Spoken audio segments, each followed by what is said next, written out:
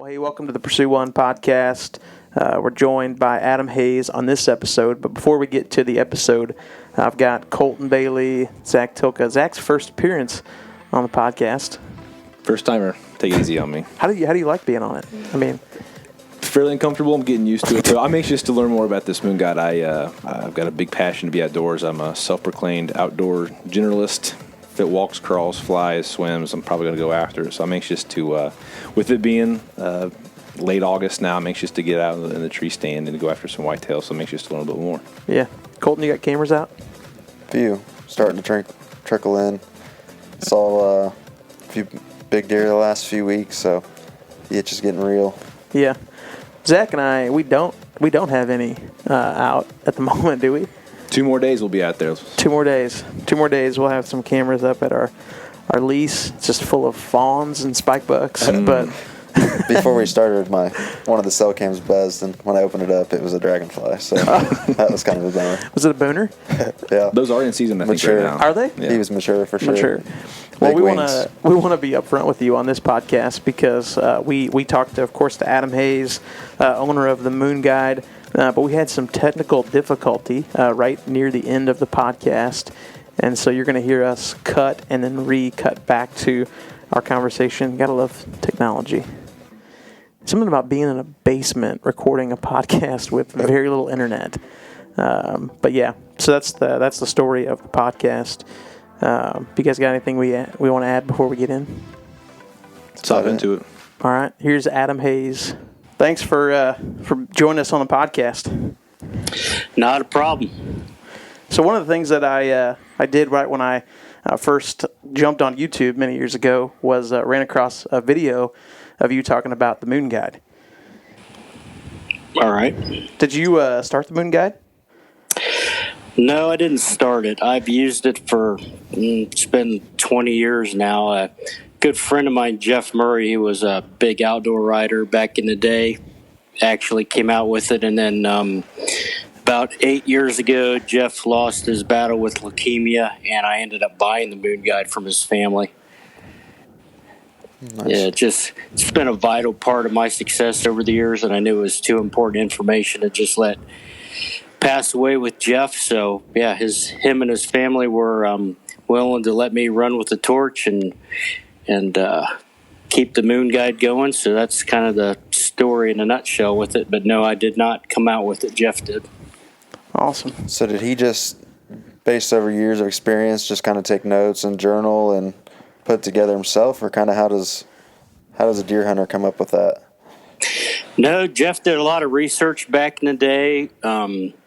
Interviewed a bunch of biologists, different people associated in the industry, and if anybody's really interested in the history of it, I suggest reading his book Moonstruck, which we turned into an ebook download for all the history on it. But it's probably one of the best reads as far as understanding the moon and how Jeff came up with his theories on it and how it affects big deer, and just a ton of good information. And there is even a couple chapters where he interviewed Miles Keller on Miles' tactics and techniques back in the day, and just a ton of great information in that book. Is the moon your number one driving force as to when and where and how you hunt? It's really not one specific thing. Whether it's timing your hunting or preparing, even when it comes to your equipment, it's never just one thing. It's always a system. It's always a collection of different things put together. I'm all about doing everything I can to stack the deck in my favor and increase my odds, because you just don't get that many chances during a hunting season or a lifetime at, a giant whitetail. It just doesn't happen that often. And to be able to do that consistently, you've got to put as many things together as you can to stack the deck in your favor. So I don't rely solely on the moon, but it is a very important part of what I do. Deer hunting is all about timing, and timing has a lot to do with a lot of different things, but probably the 3 main things would be the wind, the weather, and the moon. And those are all natural influences. It's all about Mother Nature. And those are probably the three key elements that I really focus on when it comes to timing, because killing a big deer is all about timing. You gotta, the stars have got to line up and everything's got to be perfect for me to go into one of my kill spots before I ever take a chance on killing a big deer. I mean, I'll spend all year trying to figure a buck out, scouting, and knowing exactly where I need to be to kill that deer. And I am not going to go into that spot until everything is right. I think the toughest part of killing big deer for most guys is actually not hunting those deer until everything lines up. It's tough for a guy to, especially a guy that has limited time, to say, well, I'm going to stay out of this spot until everything lines up because it's hunting season. I got to be hunting. Well, it doesn't mean if the wind and the moon, the weather's not lined up, that I'm not hunting and I'm sitting home on the couch watching TV. I might be in a different spot. I might be in an observation stand from a few hundred yards away, scouting an area. I'm still out there, but that spot where I know I need to be to kill a big deer, I am not going to go in there until everything lines up. And 9 times out of 10, if I get the patience and discipline to do that, I'll normally kill the deer I'm after the first time I go in. And of the 10 bucks I've killed over 170, I think 9 of them were killed the first time I set that tree stand. So wow. That's really what it's all about for me, is being persistent, but being patient and waiting for everything to line up. Yeah, one of the things that I saw on YouTube when I was watching just some of the moon guide videos and stuff you have online is you talked about how often you'll scout 10 times for every one time you hunt. Yeah, I do a lot of scouting even in season, and I learned that from spending 4 or 5 years working for Andre de Aquisto, that was the owner of and inventor of the original Lone Wolf tree stand. That guy was in a league of his own, and if I was a big deer, that is the last guy I would want coming after me.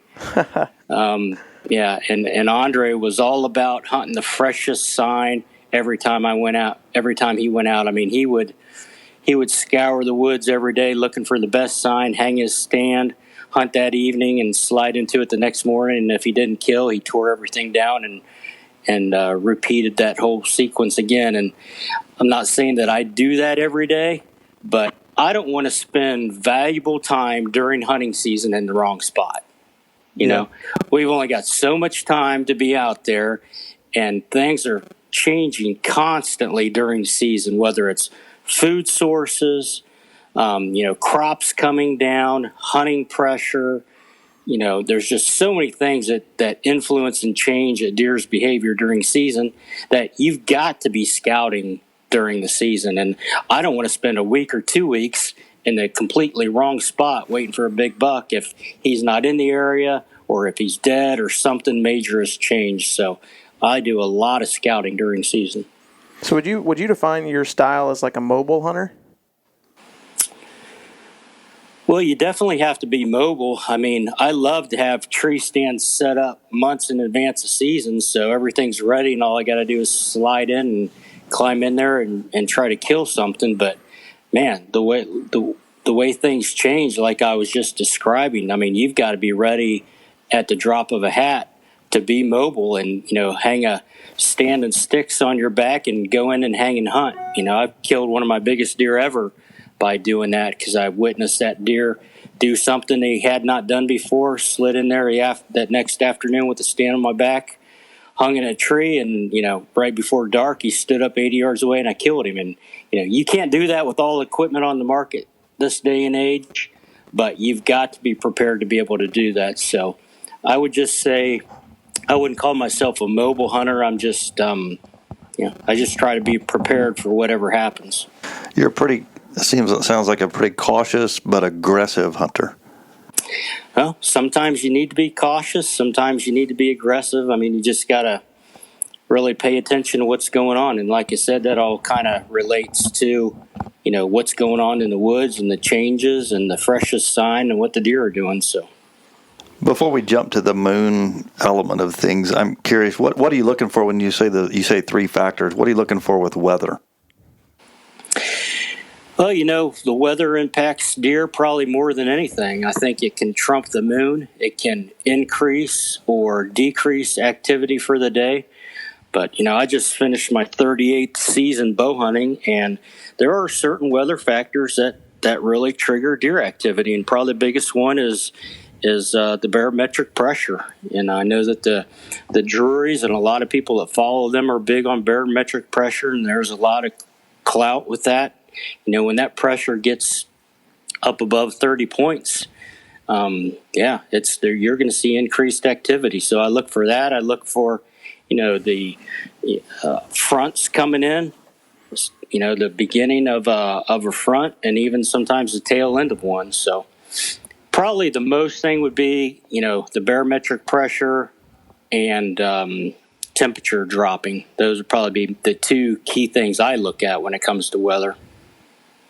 That's awesome. One of the things that I wanted to kind of pick your brain about is you've killed, what I read is 4 bucks over 200. Yep. That's incredible. How did those mature bucks differ from some of the smaller bucks that you've harvested? I mean, I know, people talk about all the time that, a mature buck of that size, of course, is just a different animal to hunt. What's your thoughts on all that? Whether a deer is 120 inches or 220 inches, when he gets to be mature and he's 5, 6, 7 years old, the score isn't really a factor anymore. It's how smart that animal is. So, I don't know that those 200-inch deer that I've killed are any smarter than some of the other big deer I've hunted that maybe didn't score as well. It's really about the age and what those deer have lived with for the last 5, 6, 7 years. What do you see in their change of behavior that takes place as they age? Probably the biggest thing is that their core areas shrink over the years. Those deer find their little safe zones where they don't encounter a lot of hunting pressure, and they know that they're safe in that spot. And those areas shrink year after year after year to where those big deer just don't move much by the time they get to be 6, 7, 8 years old.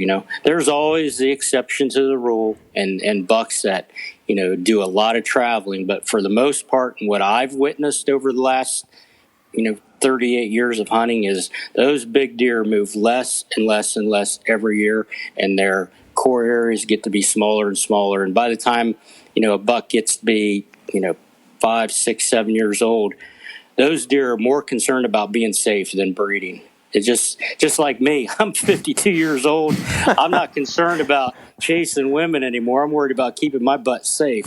So, deer. I think those two things come together too. Yeah, deer are a lot like an older guy. So, yeah, that's probably the biggest thing is they just don't move that much anymore. Of the mature deer that you have, targeted on a specific year, what's the smallest core area you've seen with one? I killed one of my biggest deer in a 7-acre tract. Now, he wasn't living there 100% of the time. This was actually a city deer that was bouncing around between 3 different spots.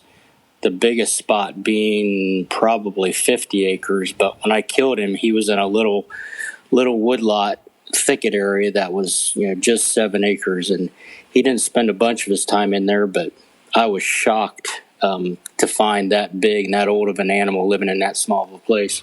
Mm-hmm. Yeah, most people would overlook that 7 acres. Especially, you said city deer? Yeah. Yep. Now, when you have a larger or mature deer, how does that affect how you scout that area? Or what are you looking for to pick that area apart? And then how do you utilize trail cameras to help do some scouting whenever you can't get in there and bust up an area? Yeah, because 7 acres, you couldn't. Yeah, it's tough when you're hunting smaller tracks, and it's even tougher when you're hunting an old smart buck like that. And if you're not taking advantage of the technology with the trail cameras, especially the wireless cameras, you're really missing the boat. And I depend a lot on those wireless cameras to get them into those spots and text me pictures so I don't have to disturb the areas. And a lot of times I will, on those small areas, one of my big strategies is to start a mineral site so I can monitor those areas year round. And even if a big buck is not living in that small area all year round, when he comes through, he's going to check that mineral site. And that's been a great way to keep track of those big deer. And you definitely want to set something up like that on the downwind side that you can get in and out without disturbing the area. So just right inside the edge of the cover. That's I've used that a lot over the years. Keep tabs on big deer. That's a great point. Now, do you change the locations of where you're scouting from? Because you mentioned observation stands. That's something that personally I'm not utilizing, but I think in different situations that would be a great advantage to get out in the woods, put your eyes on what's happening, try to figure out where your, I guess, traffic is coming from. But do those areas or how you scout change from the early season and then through the mid and late season as well? Yeah, the areas change, but how I do it is pretty much the same, and that's something I picked up in that Moonstruck book that Miles Keller wrote about. He talked about hunting from the outside in, where he would start 300-400 yards away from where he knew there was a big deer, and he'd watch that area from an observation stand, and as he watched that area, he'd keep moving closer and closer until he finally knew the exact tree that he needed to be in. And that's kind of what I've done over the years. And I started doing it in my summer scouting when, I'm trying to keep an eye on a big buck in the summer. You don't want to be anywhere near those deer. So I'll be in a tree 300-400 yards away watching how they enter and exit and the kind of winds they use to come into that food source. Because even in the summer, those big deer don't like to be seen all the time. And they're still paying attention to the wind, even though they're not on the edge of their seat with it.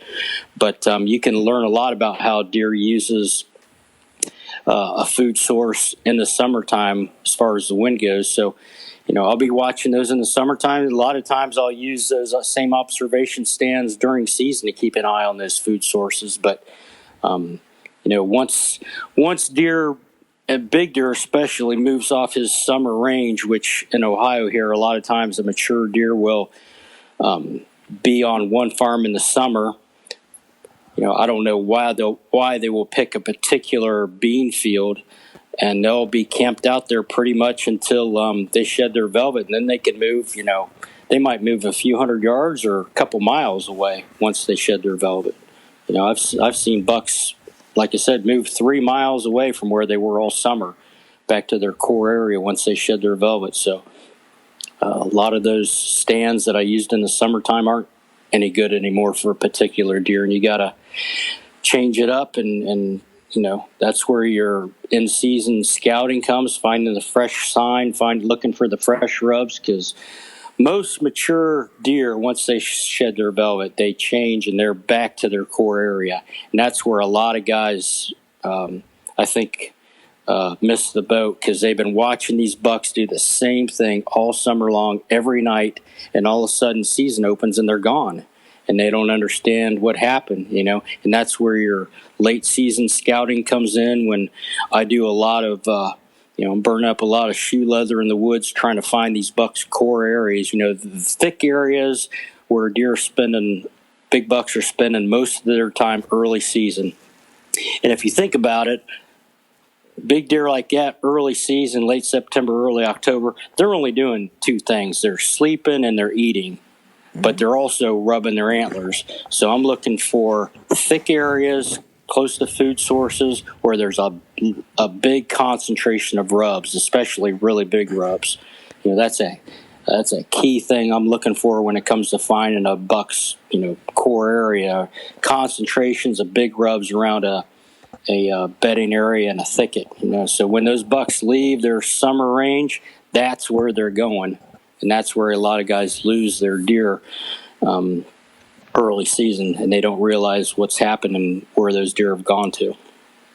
How much does access play in to your strategy for you? It sounds like quite a bit. Are you talking about access as far as getting in and out of tree stands, or access for permission to hunt? I'm talking about just tree stands, particularly. Yeah. Well, a tree stand's only as good as your ability to get in and out of it without tipping the deer off. But like I said, I probably hunt my stands a lot less than most guys. But it might only take one time to go in there and kill them, but it also only takes one time to tip off the wrong deer going in and messing up the whole set. So, yeah, anytime I can take advantage of a creek or ditch line, or following a road right to the edge of the timber and just jumping in the timber and getting up in a stand. But yeah, I spend a lot of time finding the best routes in and out of my stands, and that has a lot to do with choosing stand locations also, because not only do you have to get by his nose, you got to get by the other deer in the area too. So yeah, it seems like when you begin to make the switch, and I'm sure you have, a lot of guys talk about deciding that they're not going to shoot 140-inch deer anymore. They're going to make the transition to shooting more mature animals, larger bucks. It seems like you hunt less. Is that true? I don't think I hunt less. Just hunt different. Hunt different. Yeah. I shoot less animals. Yeah, I bet. Well, one of the things that, again, going back to kind of your strategy is, I want to spend some time talking about how you utilize the moon and the benefits of using the moon guide. I've been picking up the moon guide for a few years now, and I'll never forget how angry I was when my kid accidentally ripped it apart. It was like November 1st, and I'm like, uh-oh. But yeah, talk to us about the moon guide and how you use it.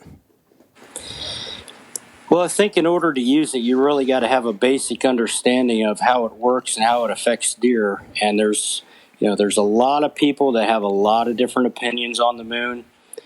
There's been a lot of studies done, which most I think have been done on the phase of the moon, and the moon guide has nothing to do with the phase of the moon. I'll just get that out right now. It's not about the phase of the moon. It's about the position of the moon in the sky and the gravitational pull. Basically, every day as the moon rotates around the Earth, there's two specific times each day when it's actually closer to the Earth than any other time and has the most gravitational pull. And that's your overhead and underfoot moon, when it's either straight up or straight down. Those times change every day by an hour. They're about an hour later each day.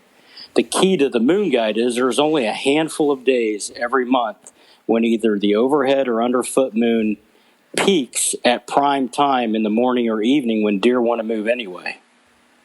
That's what I consider the red moon. Those are your best days to catch mature deer moving during daylight. If you think about it, the gravitational pull of the moon is strong enough to move the oceans, the largest mass on this planet. You cannot tell me, and no one's going to convince me, that gravitational pull does not affect fish and animals also.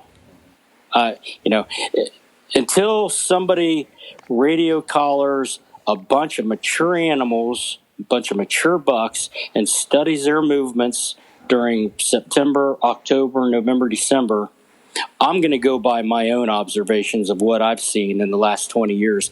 And I've seen firsthand mature bucks that will not move during daylight, and the only day I'll see that deer or catch him on my camera during daylight is right on that red moon. And I can't tell you how many guys that I've talked to that have been following, that have witnessed the same thing. Now, it's not 100%. Nothing is. The only thing definite about hunting big deer is nothing is ever definite. But I will tell you that when that moon peaks in the sky, it's a natural instinctive pull to get that animal up to move and feed. Now, when that happens, when that deer wants to feed anyway, it's just an added thing. I talk about, it's a system. It's about putting multiple things together. You give a big deer a good wind, you give him some weather that makes him feel comfortable, and you throw that red moon on top of it. It's like the perfect storm to get that animal up and moving. A big mature buck is laying there in his bed. he knows it's not safe to get up before dark if he's survived 5, 6, 7 hunting seasons. And chances are that deer is going to stay put until the sun goes down and it's dark and it's safe for him to move. Now, you take, like I said, a good weather pattern that's going to make him feel like getting up to move. You give him a wind in his favor so that he can get up and move into the wind to go where he wants to go to make him feel even more comfortable to move. And then all of a sudden you've got that gravitational pull hitting at prime time that's just it's just pushing him to get up and feed just a little bit early. That's what I'm looking for. I kind of think of the wind and the weather as kind of like cocking the hammer to a gun, and that moon is just pulling the trigger, making everything happen. That's a great visual. I think that kind of helps bring it together for me. I've been trying to understand it in my head as far as how that works, and I guess my assumption, I'm sure a lot of people's assumptions, is that it is tied to moon phase, but it's the angle to the Earth that the moon is at, and it's the peak of its gravitational pull, correct? It's the moon either peaking in the sky straight up or straight down. Those 2 times, your overhead or underfoot moon, the days when that will happen, within a couple hours of daylight and dusk, those are the best days to catch those big deer moving. I mean, those big deer just do not move during daylight every day. And if they do, they're not moving much. I mean, if they do, they die and they don't get to be that old. They've got it figured out, and it's relying on Mother Nature and natural influences combining to, get those animals up to feed naturally, and it does not happen every day. Part of it, I don't even know that it's a learned process in some ways for them. I think it's something that's happening biologically. I mean, there's no denying the moon has incredible power. My dad worked in the oil field, and it's not just the ocean that moves. The whole tidal pool of oil would come up and down in the wells based upon where the moon was. Mm-hmm. The deer it may not even be a conscious thought. I think sometimes we're putting too much into their thought process. It's just something biologically says move. Yeah, it's natural. Now, would you say that during the red moon it's a higher focus on food, or is it just movement in general? For the first 10 years or so I was using the moon guide, I thought that it was, it really just impacted deer that were on a strict feeding pattern. And I struggled during the rut for a long time because I was always after a specific animal. And, those specific deer are hard to keep track of in November because you never know what they're going to do. When I kind of threw everything out the window that I had learned and read over the years about the rut and the different stages of the rut, are they seeking, are they chasing, are they locked down, what are they doing?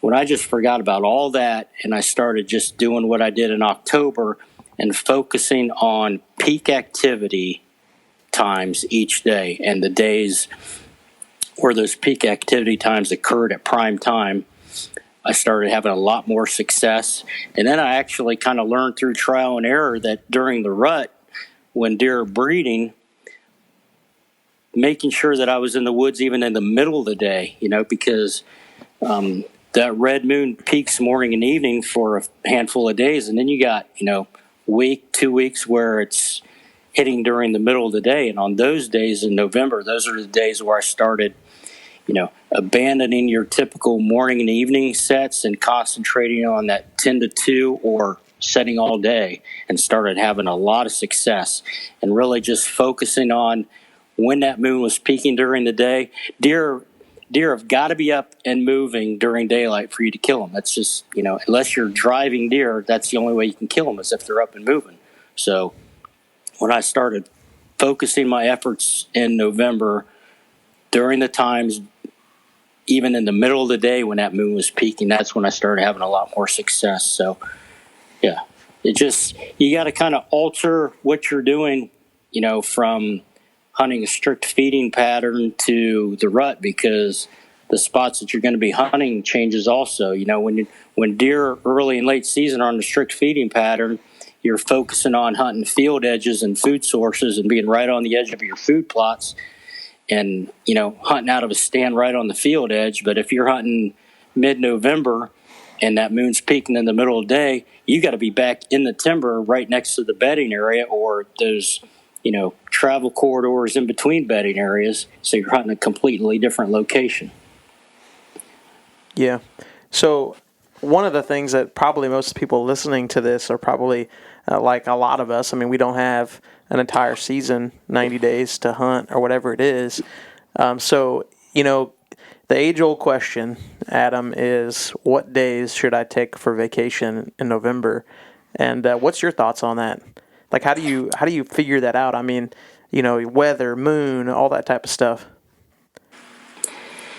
It's a strategic nightmare trying to plan an out-of-state hunt, because not only are you dealing with, the animals, but like you said, you're dealing with Mother Nature too. And yeah, sure, there's a lot of guys out there that can only hunt 1 week or 2 weeks, and they're trying to plan, what's the best week for me to be hunting, 6 months, 9 months from now.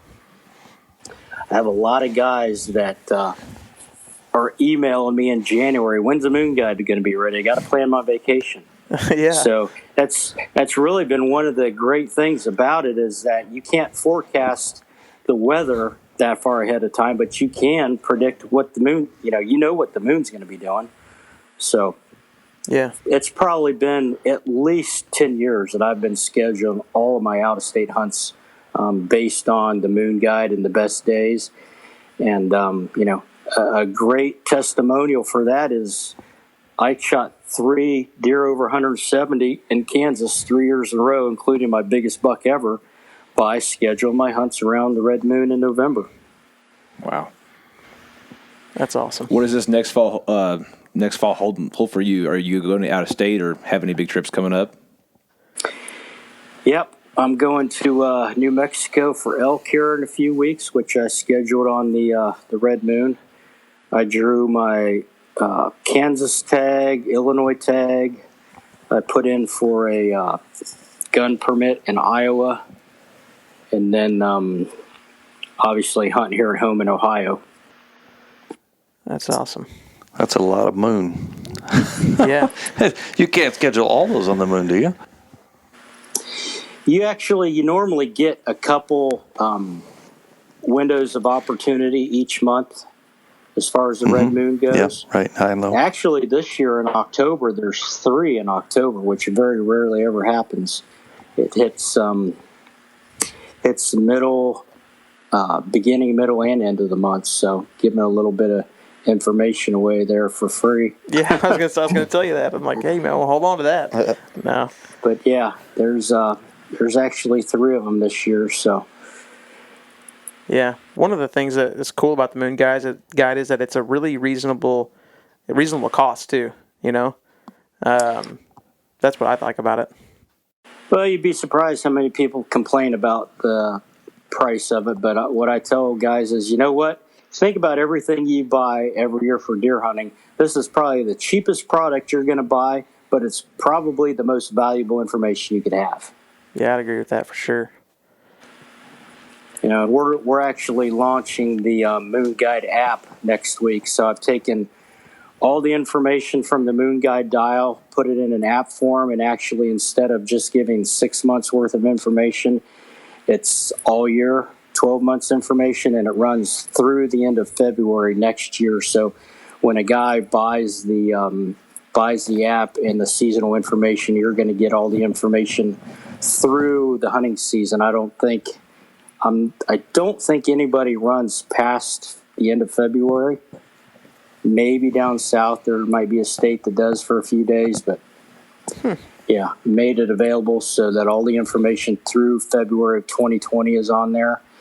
And then there's some additional stuff on there. There's kind of like a Facebook deal where members can post their pictures and comment and chat back and forth about what they're seeing and what's going on in the woods. And then there's a whole pro access feature, which is an upgrade portion of the app, but it's going to give you all of my predictions for the fall, the rut guide, which was something that Jeff did back in the day. That was a separate dial where he gave all of his predictions for the rut. That's included.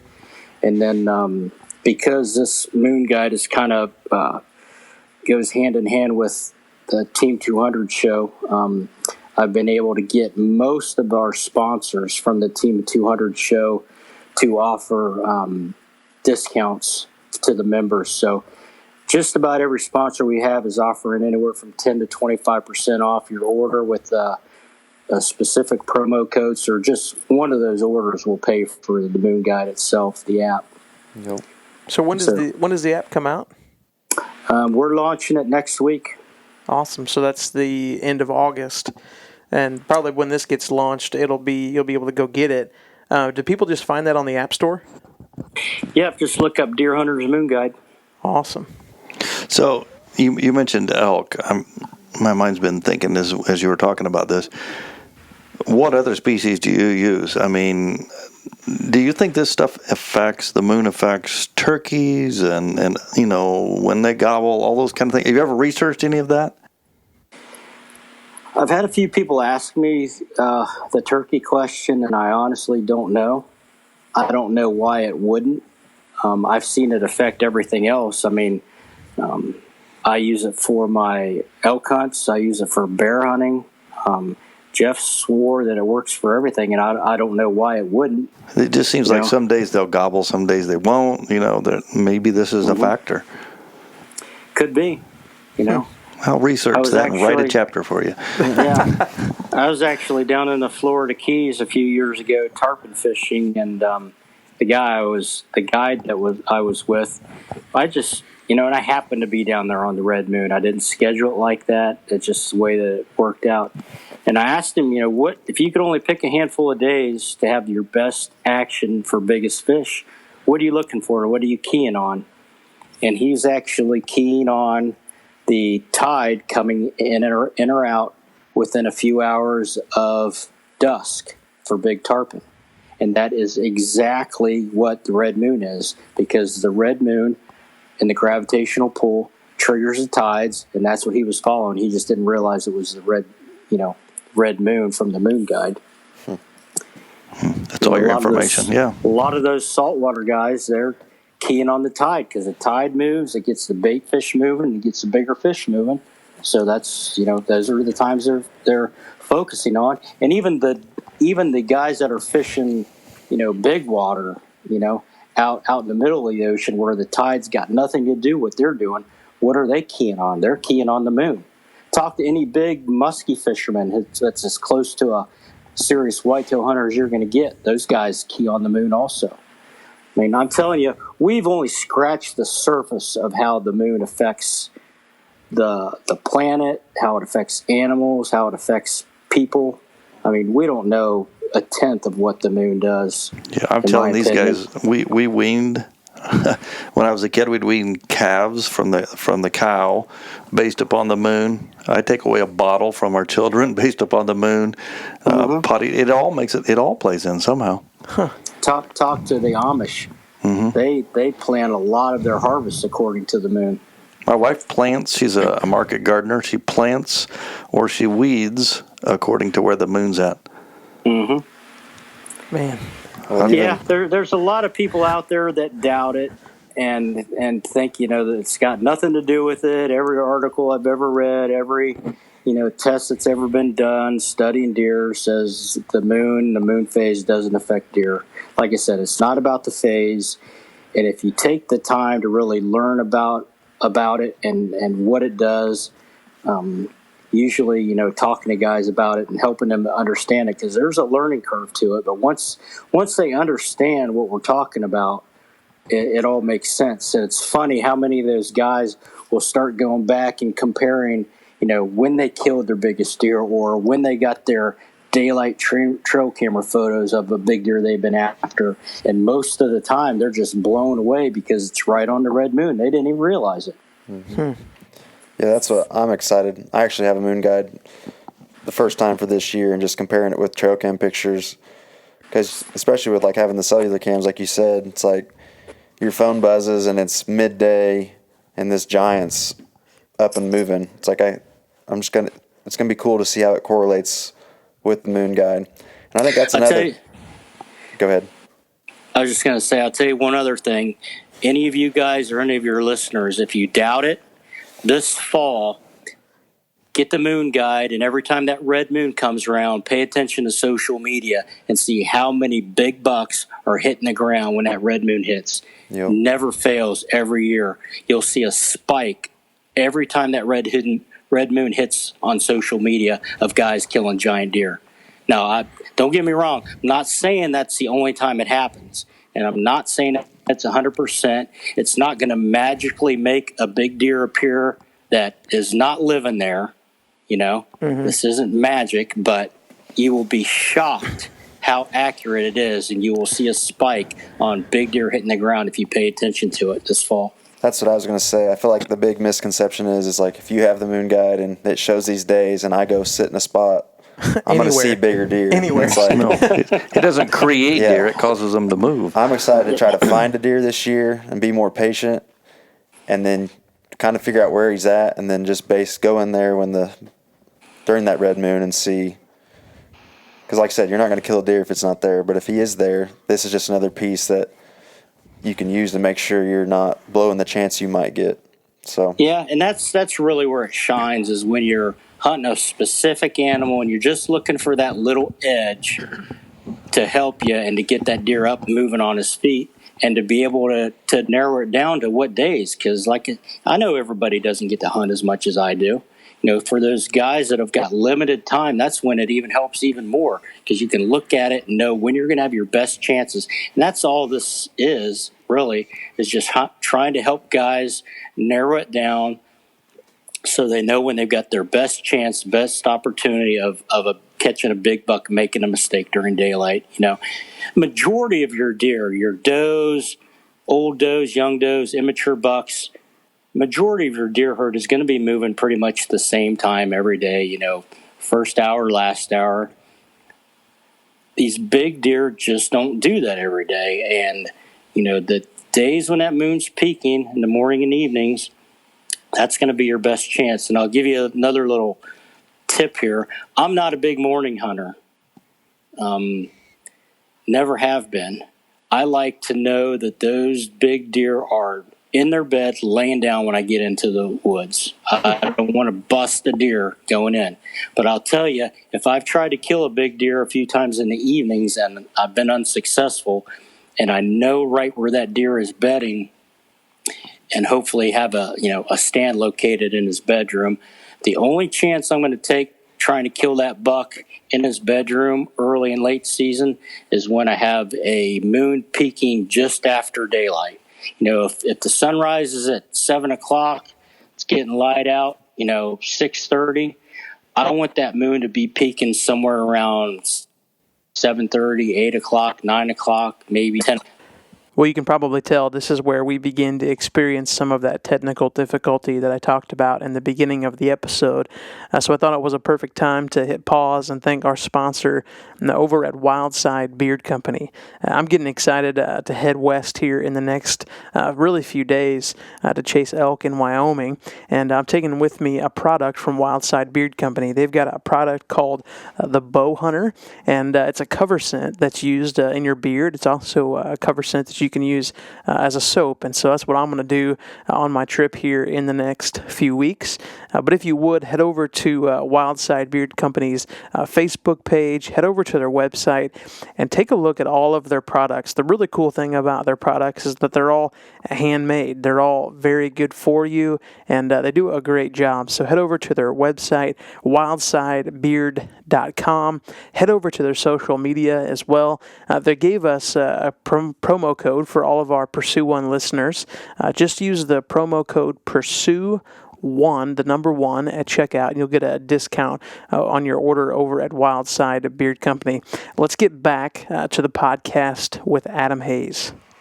But one of the things I wanted to ask you is, if you could give one piece of advice to a hunter, what would you give him? One piece, huh? I got to put you on the spot.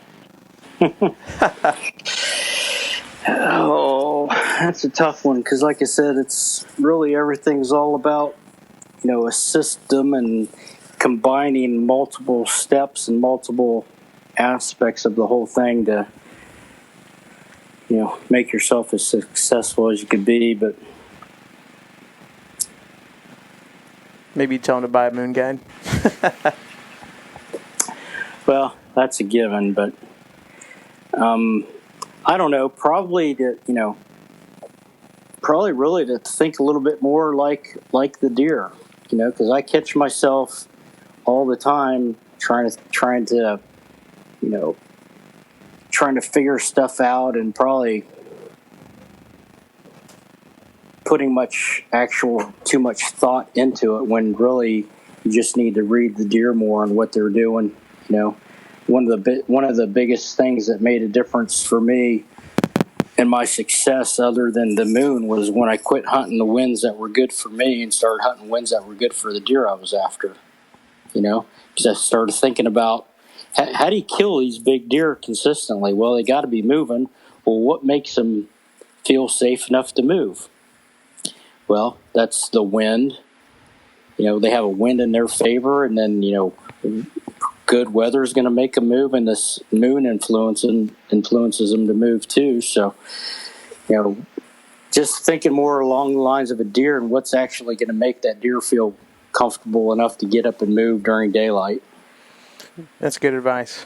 With spinning off that, so once you want to know what the best wind for him is, but when you've targeted these specific bucks, how many beds have you noticed them using before, like, the rut kicks in, like when they're in their home range? I mean, is it 2 to 3 primary beds, or are you finding 5 to 10? Kind of, what's your take on that? I'd say it's probably on the lower end of that. Because I feel like that's always been the hardest, especially in some of, like, these big timber places that I hunt. It's really hard to pinpoint specific bed locations that a buck is using. And I don't know, it just makes it so much from the bucks that I have killed, it's like you have a really good idea of where they're bedding. And some properties are so much easier to pinpoint than others. So I was just curious on that. They're all different, and big timber is probably some of the toughest to hunt because there's very little that's going to really funnel those deer down and make them use specific areas. But yeah, it's all about the specific deer too. I've been chasing a deer the last 4 years on the same farm, and I think that deer probably beds in 5 or 6 different places. And then I've hunted other deer on similar farms that bed in one spot, and they're always in the same spot. So yep. Yeah. Well, Adam, tell people where they can find you, where they can pick up the Moon Guide. I'm really stoked about the Moon Guide app. Yeah, so it will launch sometime next week. So, end of August, 1st of September. Look for Deer Hunter's Moon Guide. We did the an Apple version and a version for Android. So no matter what you got, it's available, whether it's the Apple Store or Google Play. You can get all the information at moonguide.com. If you go to the Moon Guide Facebook page, you got any questions about anything, I try to answer as many of them as I can. Obviously, with deer season coming up quick, things are going to get pretty hectic and won't be able to get to as many and as quickly as possible, but I try to answer everyone that I can, so you can message me there, or info@moonguide.com on the website. You can send a email there as well. Awesome. Well, man, I know you're super busy, and I just want to say thanks for spending some time with us. No problem, man. Always here to help. Appreciate it. Well, have a good fall, and we'll be tracking with you on social media to see what happens during your season. Yeah, good luck to you guys, and be safe. Thanks, man. Thanks, we Adam. appreciate it. Thanks, Adam. Yep, bye. Bye. Man, well, great conversation with Adam Hayes over at Team 200 and the Moon Guide. What's your thoughts, guys, from the wrap-up of this? The thing I took away from this was early on he mentioned stacking the deck, and I think it goes back to getting the reps in with your bow or sighting in your gun, making sure that you're playing the wind. I think him mentioning paying attention to the winds that work best for the deer, and not just what works best for the stands that you have available, and then ultimately, relying on the tools that he has with the Moon Guide to really take it to the next level and make sure that you have every tool in your toolbox that you can take advantage of to put a big buck on the ground. Yeah. I think one of the things that I took away from this is something similar. Obviously, we all have families and kids and jobs and responsibilities, but if you can take the things that he mentioned, weather, moon phase, all those things, and really pick the best times to hunt, I think that's what I took away from it.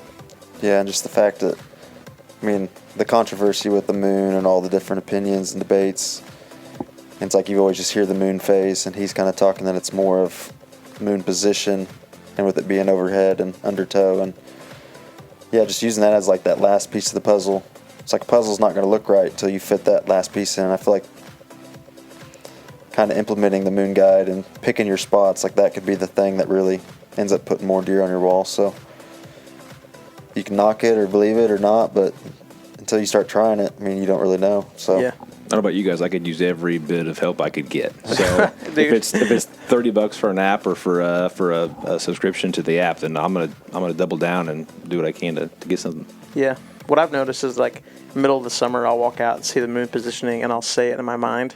Do you know what I mean? Like I'll begin to notice the moon all the time, and yeah, it just I think it's a really great resource. So make sure you pick up a copy of the Moon Guide, and we'll see you on the next podcast.